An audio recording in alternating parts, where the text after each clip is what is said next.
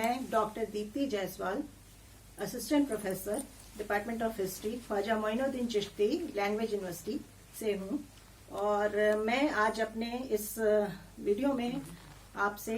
भारतीय स्वतंत्रता आंदोलन के अंतर्गत गांधी जी द्वारा चलाए गए प्रथम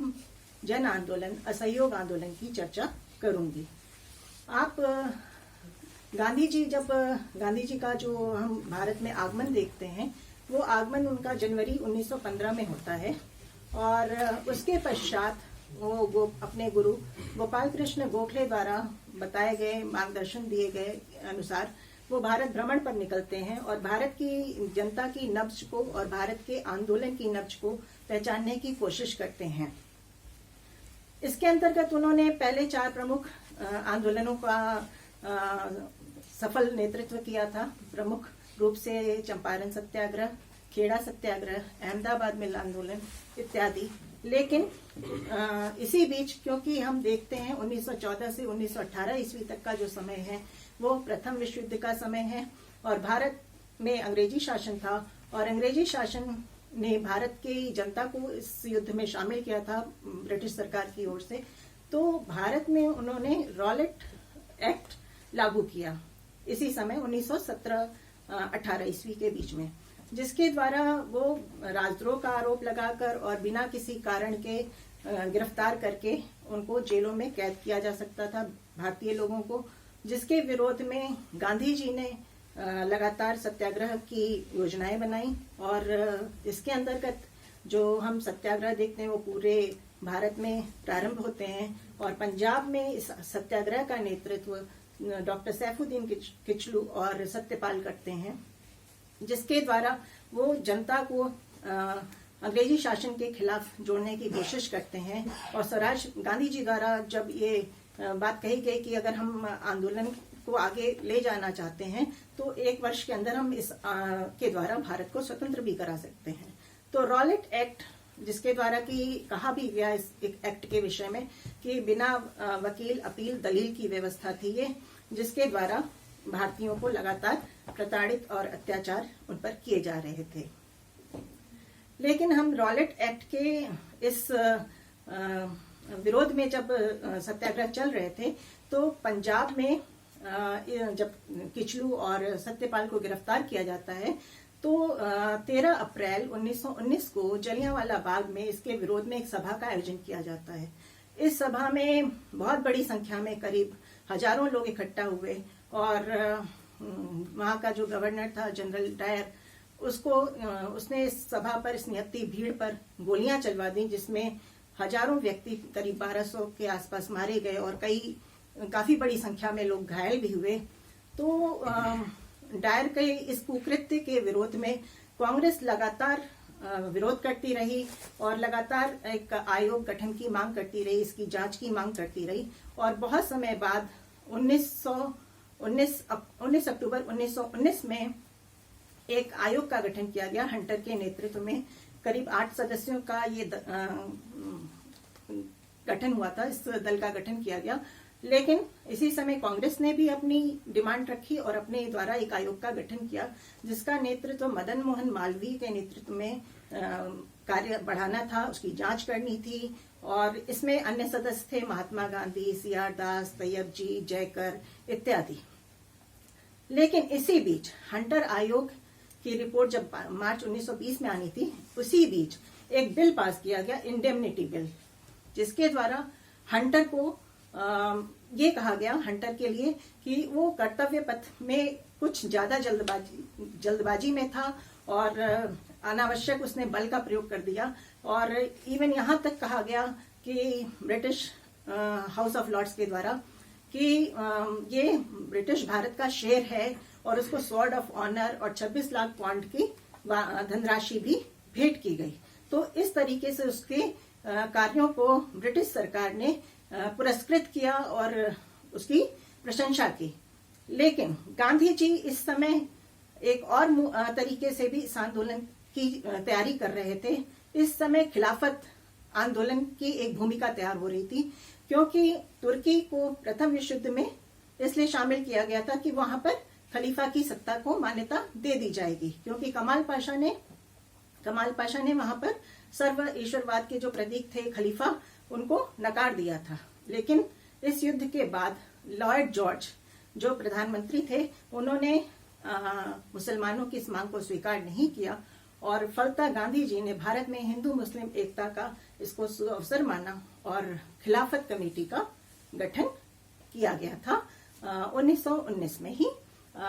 सितंबर में, और गांधी जी को नवंबर 24 में आमंत्रित कर इस कमेटी का अध्यक्ष भी बनाया गया। तो हम एक पृष्ठभूमि के रूप में देखते हैं कि ये प्रमुख घटनाएं थी जिन्होंने असहयोग आंदोलन का एक खाका, एक रूपरेखा तैयार की।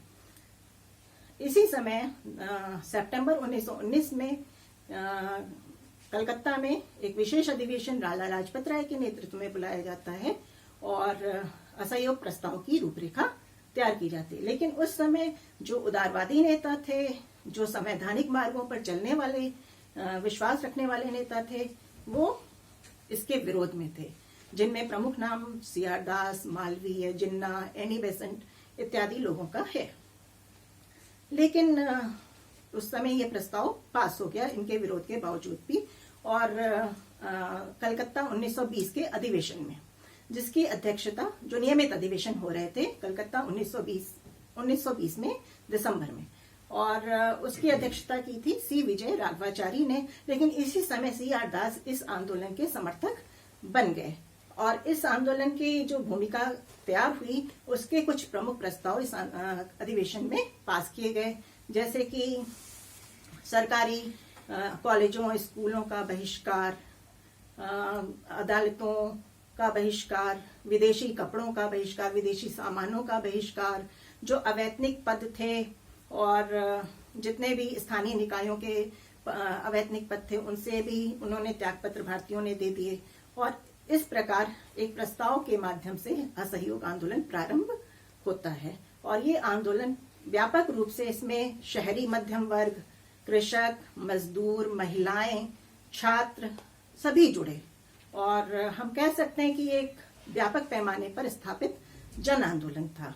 और इसकी जो आंदोलन की जो प्रगति थी वो लगातार बढ़ रही थी, और 1920 और 21 के बीच में ही काफी सारे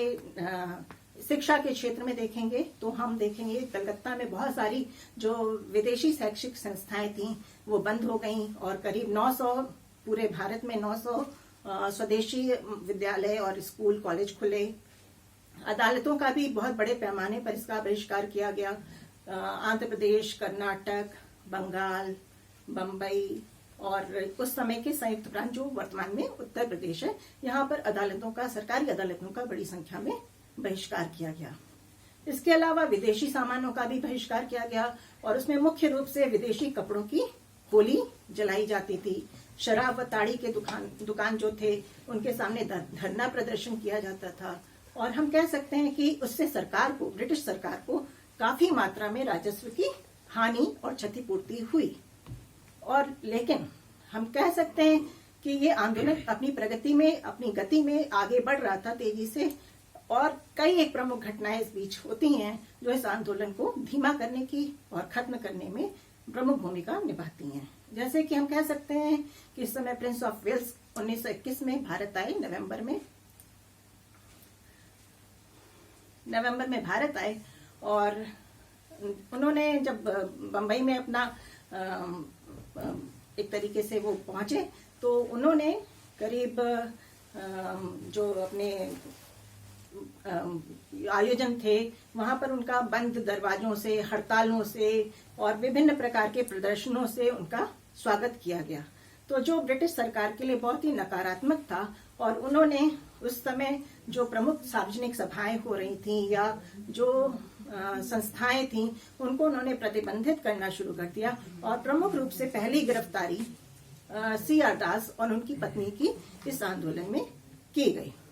वायसराय लॉर्ड रीडिंग इस समय जो थे वो सहमत थे कि हम गांधी जी से कोई समझौता कर लें, लेकिन गांधी जी चाहते थे कि इस बातचीत से पहले जो नागरिक अधिकार हैं या जो विभिन्न राजनीतिक बंदी लोग हैं उन्हें छोड़ दिया जाए। लेकिन वायसराय रीडिंग तैयार नहीं हुए, और गांधी जी इसके लिए सूरत में अहमदाबाद में अधिवेशन भी करने को तैयार थे कि एक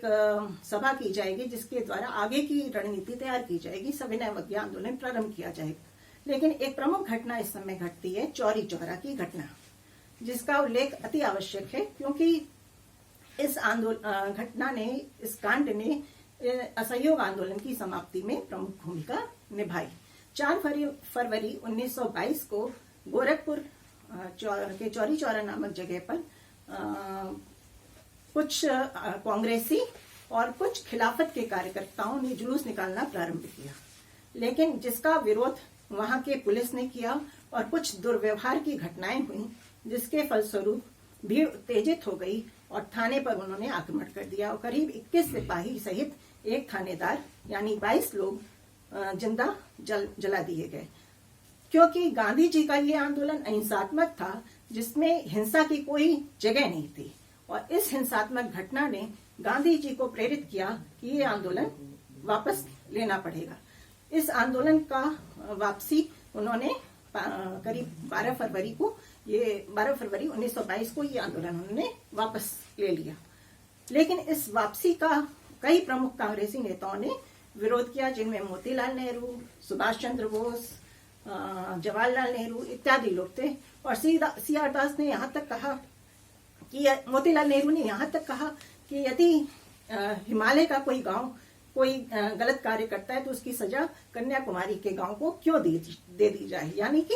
इस एक घटना से पूरे देश को क्यों प्रभावित किया जाए। तो ये प्रमुख चीजें थी जिन्होंने गांधी जी को असहयोग आंदोलन वापस लेने के लिए बाध्य किया। लेकिन गांधी जी को भी इसी समय राजद्रोह का आरोप लगाकर ब्रिटिश सरकार ने गिरफ्तार किया और ब्रूमफील्ड ने उन पर जो केस चला, ब्रूमफील्ड उस समय न्यायाधीश थे और उन्होंने लगभग 6 वर्ष की उनको सजा दी। करीब वो फरवरी 1924 तक जेल में रहे। खराब स्वास्थ्य के कारण ब्रिटिश सरकार को उन्हें रिहा करना पड़ा। तो हम कह सकते हैं कि ये पहला जन आंदोलन जो था उसने एक प्रमुख भूमिका स्वतंत्रता आंदोलन के अंतर्गत अदा की, जिसके द्वारा भारत का एक बड़ा वर्ग, भारत की एक बड़ी जनसंख्या जुड़ी और आगे के भारत की स्वतंत्रता के लिए उन्होंने निरंतर प्रयास जारी रखे। और मैं इसी बात के साथ अपनी बात खत्म करूंगी और अगले वीडियो में आपसे इसके आगे विभिन्न विषयों